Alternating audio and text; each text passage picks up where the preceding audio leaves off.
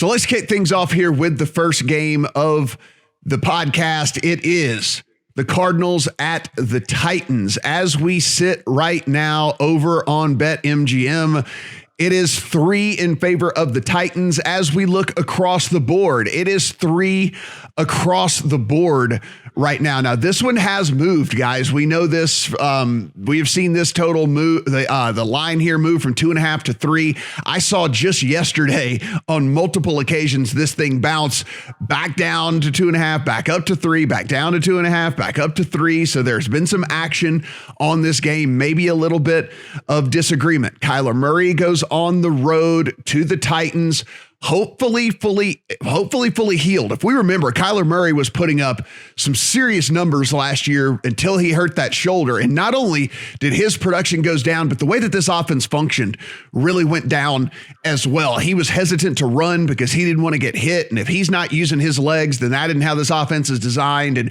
really things went to hell for this Cardinals team after that. Of course, the big news for the Titans is in the offseason, they go and they bring in Julio Jones to help bolster this offense. Corey Davis is out of town, but I think that anybody would say this is probably an upgrade over Corey Davis, even at Julio's advanced age. They bring in Bud Dupree as well on the defensive side, Danico Autry as well to help bolster some of that defense because they know that they were having trouble as well. Steven, I know that you already have a bet made on this game. What are you looking at here, Cardinals and Titans? Yeah, the bet for me is Julio Jones over 53.5 receiving yards. And I was looking at the side and the total for this game and trying to see if there were any significant mismatches on one side or the other. And what I concluded is that both of these offenses, in my opinion, have a pretty good matchup against the opposing secondaries. So I think there's going to be points in this game. But for me, when you look at what the Arizona Cardinals defense did a year ago, they were kind of sneaky good. They were top 10 on defense in weighted DVOA per Football Outsiders. And what did they do this offseason? They added J.J. Watt and Zaven Collins to bolster that front seven. But in the secondary, they lost Patrick Peterson and Dre Kirkpatrick. That was 82% of their outside cornerback snaps. So coming into this season, they didn't really upgrade that cornerback position. They have Byron Murphy on one side, who was improved but not great in his second year, went from 114 passer rating allowed as a rookie to 97 passer rating allowed in his second year in the league. And then after that, you got Robert Alford, who has not played since 2018. And in that season, he had allowed a 139 passer rating on 74 targets in Atlanta. And behind them, they have a bunch of day 3 picks and undrafted free agent rookies. So to me, the matchup here is A.J. Brown and Julio Jones being able to take advantage of this depleted Arizona secondary. I think A.J. Brown is fine despite having a maintenance day already week 1 and popping up with limited participation in practice. But I do know that Julio Jones is completely healthy and a complete mismatch against this Arizona secondary. So I feel very comfortable at 53.5 receiving yards. His minus 115 price at most books implies a 53.5% probability. Julio has gone over 53.5 receiving yards and 75% of the time over the last 2 seasons. And even last year when he was banged up a lot, I know he may not get as many targets in this offense, but he's still 6 of 9 games last year. He went over this receiving number. So I like Julio over 53.5. Brad, we have an Arizona team here coming on the road. Game 1, 3-point underdogs, a total of 51.5.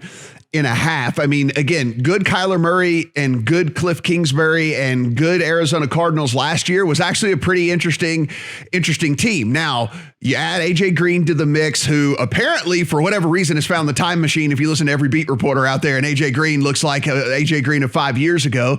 Then you add in Rondale Moore as well to kind of take over for Larry Fitzgerald, who, by the way, was basically the last 3 to 4 seasons a glorified tight end out there running 5-yard routes and going and turning around. And that's all he really added to the offense.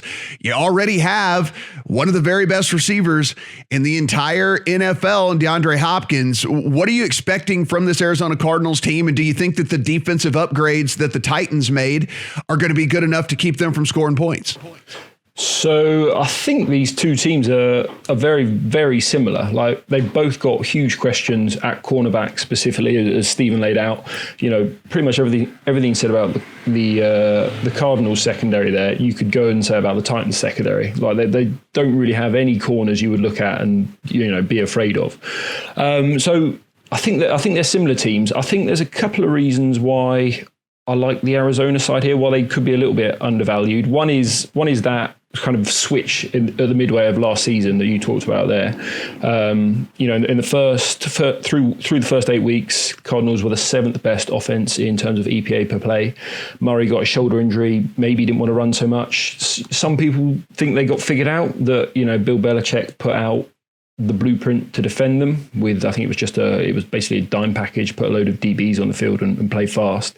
But you know, watching Murray play, he didn't look the same in the second half. I think it was more the shoulder injury that dropped off. So I think if he's back to full strength, then maybe the Cardinals offense is undervalued. And then the other thing is the divisions they play in. Like the Titans they've beaten up on this AFC South for a couple of years now. Whereas obviously the Cardinals in the NFC West, you know, every week they're going up against the Niners, the Rams, the Seahawks. Like they're going toe to toe with the elite. And then the last thing is obviously the loss of the Titans' offensive coordinator, Arthur Smith. You know, basically rave reviews wherever you look for him, the way he used play action and took shots downfield, basically ran one of the most efficient offenses in the NFL. We don't know much about Todd Downing, who's taken over there. Like he's historically not been into play action in the same way. I think when he was last calling plays, he was 27th in the NFL in play action passes. So we don't know what to expect, but there is a chance there is a significant drop off there. Whereas, as I say, I expect Arizona to step up. So I think with the +3, I thought there was a small bit of edge in the Cardinals. Yeah, you're like me. I don't have it on the card yet, but I think at the 3, I might have a small play on the Cardinals this week. I do think that the addition of JJ Watt is actually fairly significant on the defensive line for them. Here's the thing. His counting stats have been miserable the last few years because he literally has been getting double and triple teamed for that Texans team. So everyone looks and there's like, oh, this production's all falling off for JJ Watt. Well, you know, listen, it is one of those things where if there was another person, oh, by the way, Chandler Jones, who could actually do something with all the attention that JJ Watt was getting, then it would be, you know, people wouldn't be worried about this whole production decline, all the things that are going on with him.